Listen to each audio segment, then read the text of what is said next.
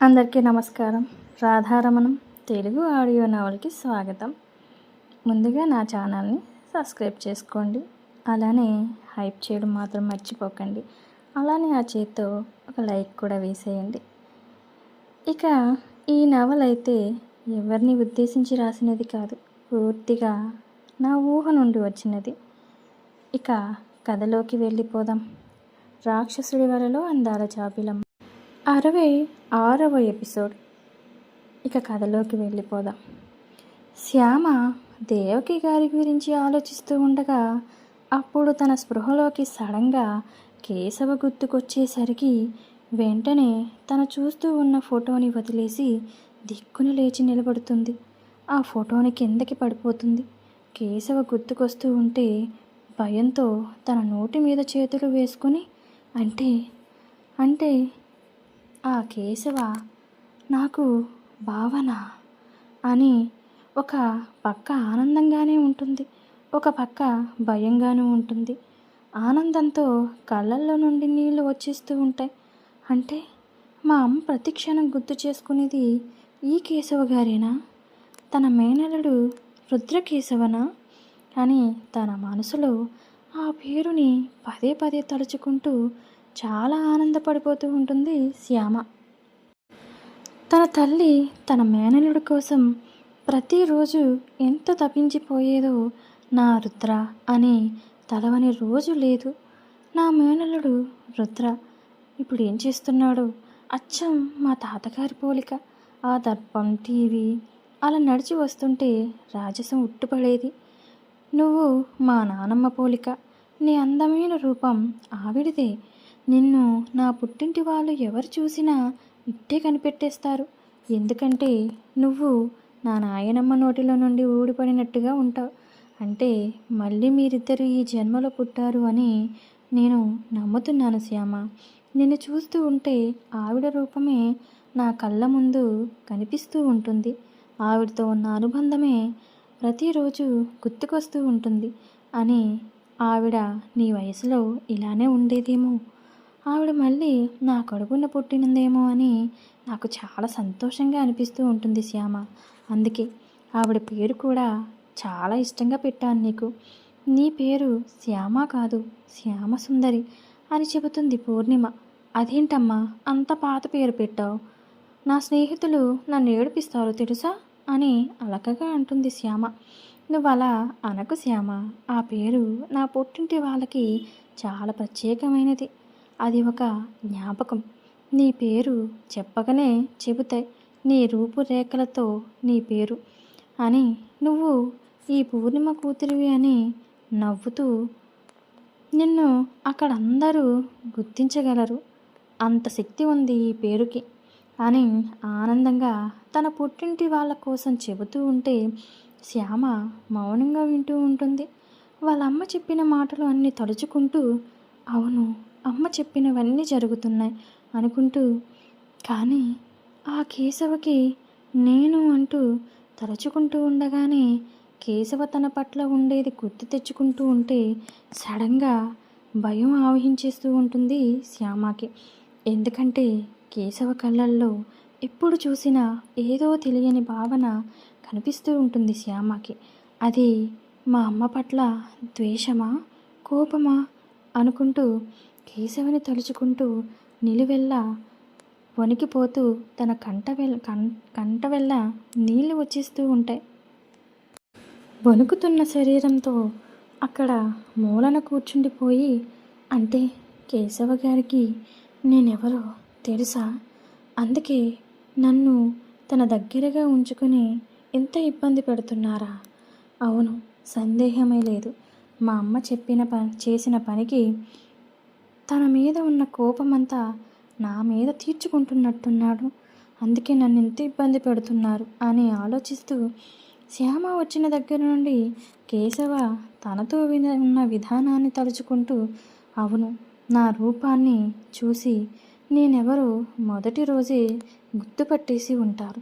అందుకే ఆయన నాతో అలా ప్రవర్తిస్తూ ఉన్నారు. అమ్మో అని భయపడుతూ ఈ 3 సంవత్సరాలైతే కేశవ గారు రారు, కానీ తరువాతైనా ఆ ఇంటికేగా వచ్చేది. ఈ 3 సంవత్సరాల తరువాత నేను తనకి ఎదురు పడకుండా ఎక్కడికైనా వెళ్ళిపోతే అన్న ఆలోచన చేస్తూ మళ్ళీ నేనేమైనా తప్పుగా ఆలోచిస్తున్నానా? అసలు మా అమ్మ ఆ ఇంటి ఆడపిల్లనేనా? నేనే లేనివి ఊహించేసుకుంటున్నానేమో. అసలు వాళ్ళు మా అమ్మ పుట్టినింటి వాళ్ళు అని ఎలా తెలుసుకోవాలి? పెదనాన్నని అడిగితే చెబుతారా? లేకపోతే నేనే వాళ్ళ ఇంటికి వెళ్తున్నాను కాబట్టి తెలుసుకుంటే సరిపోతుంది కదా. అవును, నేను అక్కడికి వెళ్ళినప్పుడు అక్కడ వెతికితే మా అమ్మ గురించి ఏదో ఒక ఆధారం అయితే దొరుకుతుందేమో కదా. అసలు మా అమ్మ ఆ ఇంటి బిడ్డనా, లేకపోతే నాది అపోహనా?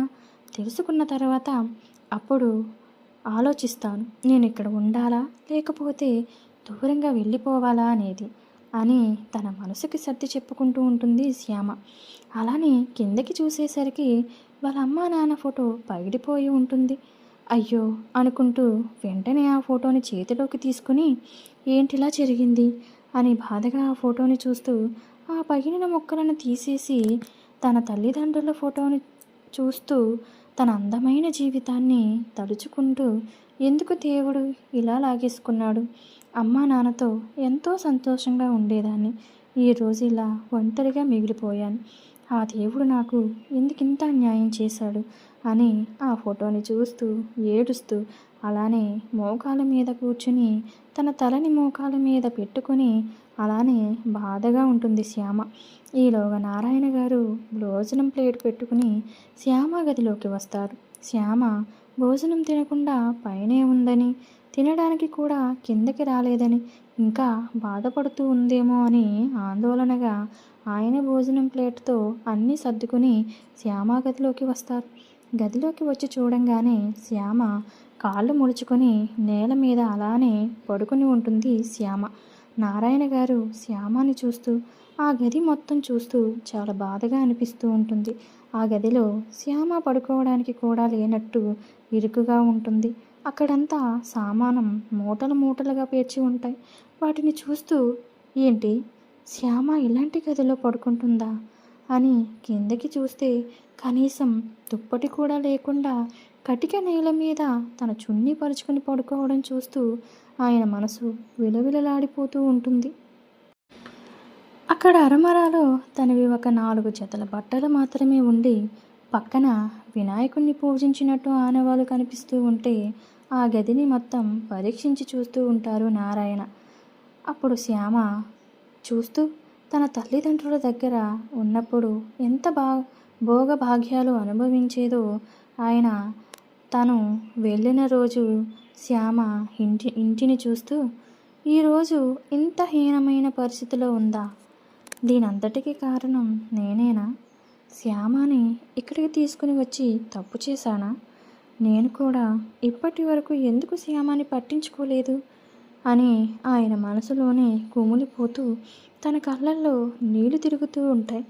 పైనున్న నా తమ్ముడు నన్ను క్షమిస్తాడా, తన కూతుర్ని ఇంత హీనమైన పరిస్థితిలో వదిలేసినందుకు అని ఆయనకు విపరీతమైన బాధ ఆవహించేస్తూ ఉంటే తన కన్నీళ్లను తుడుచుకుంటూ ఇక నుండి శ్యామని కంటికి రెప్పలా చూసుకోవాలి అని నిర్ణయం తీసుకుని శ్యామ దగ్గరగా వెళ్ళి కూర్చుని శ్యామ అని తన తల మీద చెయ్యి వేసి నిమురుతూ పిలుస్తారు. శ్యామ ఆయన పిలుపుకి వెంటనే కళ్ళు తెరిచి చూస్తూ పెదనాన్న అంటూ ఆయనను పట్టుకుని బోరును ఏడ్చేస్తూ ఉంటుంది శ్యామ.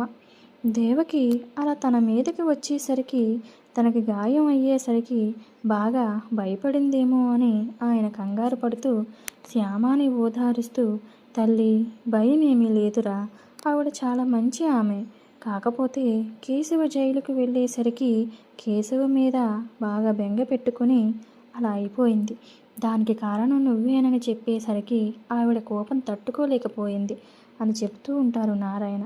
శ్యామ తన కన్నీళ్లు తుడుచుకొని అది కాదు పెదనాన్న, వాళ్ళు అని ఏదో చెబుతూ ఉంటే శ్యామ అవన్నీ తర్వాత మాట్లాడుకుందాం, ముందు అన్నం తిను తల్లి అని ఆయనే ఆ భోజనం కలిపి శ్యామకి తినిపిస్తూ ఉంటారు. శ్యామ నారాయణ గారు అలా తినిపిస్తూ ఉంటే తనకి తన తండ్రి గుర్తుకు వస్తూ నారాయణ గారు పెడుతూ ఉంటే ఆనందంగా తినేస్తూ ఉంటుంది శ్యామ. అలా తింటూనే నారాయణ గారిని చూస్తూ, పెదనాన్న, నేను మిమ్మల్ని ఒక విషయం అడగాలనుకుంటున్నాను అని అడుగుతుంది శ్యామ. అడగరా అని తనకి తినిపిస్తూనే అడుగుతారు నారాయణ గారు. అది అది ఆవిడ అదే ఆ దేవకి గారు నన్ను చూసి పూర్ణిమ అని కోపంగా నా మీదకి వచ్చేసారుగా. ఆ పూర్ణిమ అసలు ఎవరు పెదనాన్న? ఆవిడికి ఆ పూర్ణిమ గారికి చంపేంత కోపం ఉందా? అసలు ఆవిడ ఏం చేసింది పెదనాన్న అని అడుగుతుంది శ్యామ.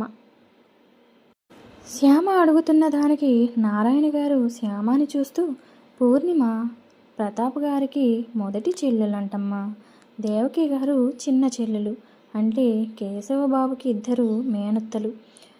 నేను ఈ ఊరికి వచ్చినప్పుడు నాకు తెలిసిన విషయం ఏంటంటే, అక్కా చెల్లెళ్ళు ఇద్దరు అన్నదమ్ములకిచ్చి ఒకేసారి పెళ్లి చేస్తూ ఉండగా పూర్ణిమ గారు తను ప్రేమించిన వ్యక్తి కోసం ఆ పెళ్లిని కాదనుకుని పెళ్లి పీటల మీద నుండి లేచిపోయారని, అప్పటి నుండి ఆ దేవకి గారి పెళ్లి చెడిపోయింది అని, అప్పటి నుండి ఆవిడ పెళ్లి చేసుకోకుండా ఆ బాధలో అలా మానసికంగా కుంగిపోతూ ఉన్నారని, అసలు ఈ విషయాలు నేను వచ్చిన కొత్తలో నాకు తెలిసాయమ్మా.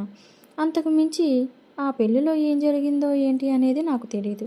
కానీ అప్పటి నుండి ఆవిడ పేరు ఆ ఇంట్లో వినిపిస్తే ఎవ్వరూ ఊరుకోరు. ముఖ్యంగా కేశవ.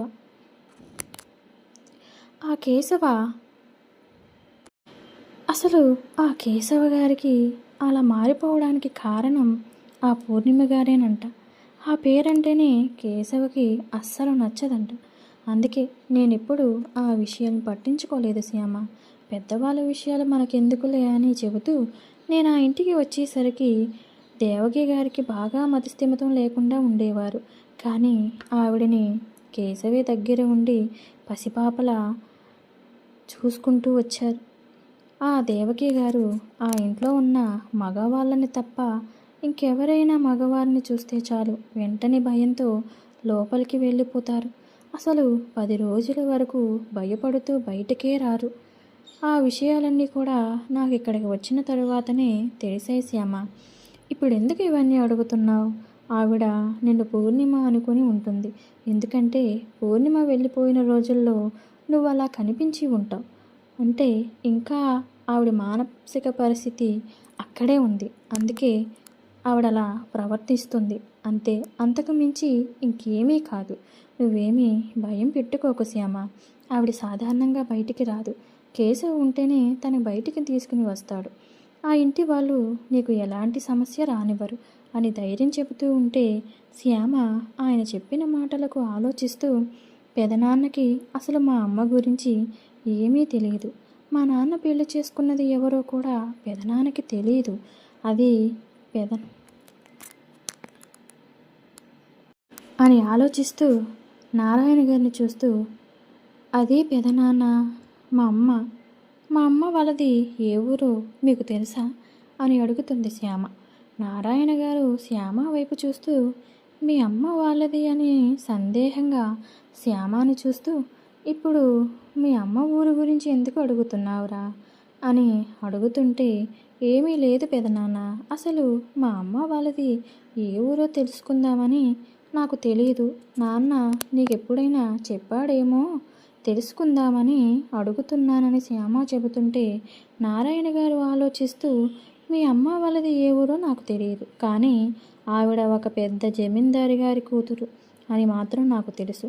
ఆ జమీందారుల కూతురు మన ఇంటికి కోడలి కింద అడుగు పెట్టిందంటే మనకి వాళ్ళ వల్ల ప్రమాదాలు వస్తాయని మీ తాతగారు భయపడి వాళ్ళు పెళ్లి చేసుకొని వచ్చిన రోజునే ఇంటిలోనికి రానివ్వకుండా వాళ్ళని బయటికి పంపించేస్తారు.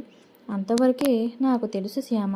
మీ అమ్మ పేరు కూడా నాకు తెలియదు అని నారాయణ గారు చెబుతుంటే, అప్పుడు శ్యామకి నారాయణ గారు చెప్పిన దానికి తను ఊహించిన దానికి అన్నీ ఒకేలా అనిపిస్తూ ఉండేసరికి తన బుర్ర గిర్రున తిరుగుతూ, అంటే ఈ జమీందారు గారి బిడ్డ మా అమ్మేనా? ఈ పూర్ణిమ ఆ పూర్ణిమ ఒక్కటేనా అని అనుమానం తీరిపోతుంది శ్యామకి. అంతలో తలుపు బడాలను తెరుచుకుని జమున లోపలికి వస్తూ వాళ్ళిద్దరినీ కోపంగా చూస్తూ, ఏంటి ఇక్కడే తిష్టవేసి కూర్చున్న మహారాణిలా, కింద పనులెవడు చేస్తాడే అని కోపంగా శ్యామ మీదికి వస్తుంటే శ్యామ కొనసాగుతూ ఉంటుంది. వచ్చే ఎపిసోడ్లో ఏం జరిగిందో తెలుసుకుందాం. నా స్టోరీ ఎలా ఉందో మీ కామెంట్స్ రూపంలో తెలుపగలరు. అలానే లైక్ చేయండి, అలానే ఆ చేత్తో హైప్ కూడా చేసేయండి. ఎవరైనా సబ్స్క్రైబ్ చేసుకోకపోతే వెంటనే సబ్స్క్రైబ్ చేసుకోండి. నా మోనిటేషన్ కూడా పూర్తయిపోతుంది. ఇక స్టోరీ అయితే చాలా మలుపులు తిరగబోతుంది.